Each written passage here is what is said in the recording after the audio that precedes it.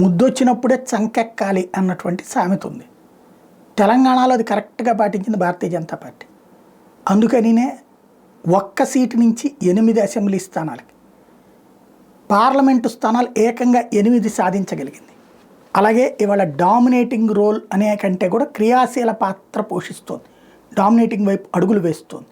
ఆంధ్రప్రదేశ్ చరిత్రలో 10కి 8 స్థానాలు 80% స్ట్రైక్ రేట్ సాధించింది మొట్టమొదటిసారి భారతీయ జనతా పార్టీ. అట్లాగే 3 ఎంపీలు ఒక్క ఆంధ్ర నుంచి 6లో 3 గెలుచుకున్నటువంటిది ఫస్ట్ టైం. అలాంటి స్టేజీలో మంత్రి పదవి కూడా అందుకున్నటువంటి దశలో పవన్ కళ్యాణ్ తన పార్టీని డెవలప్ చేసుకుంటున్నాడు. అనేక మంది వస్తానన్న వాళ్ళని చేర్చుకుంటున్నాడు, కొత్తగా స్ట్రెంగ్తన్ చేసుకున్న నియోజకవర్గాలు. తెలుగుదేశం ఆల్రెడీ ఫుల్గా ఉంది, ప్లస్ తన నియోజకవర్గాల్లో తను స్ట్రెంగ్తన్ చేసుకుంటుంది, భవిష్యత్ తరాలను ప్రిపేర్ చేసుకుంటుంది. What about Bharatiya Janata party?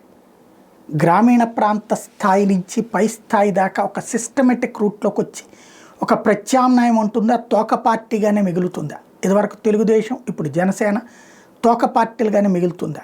ప్రస్తుతం నాయకుల లక్షణం ఒక రకంగా ఉంది, కార్యకర్తల ఆలోచన మరొక రకంగా ఉంది.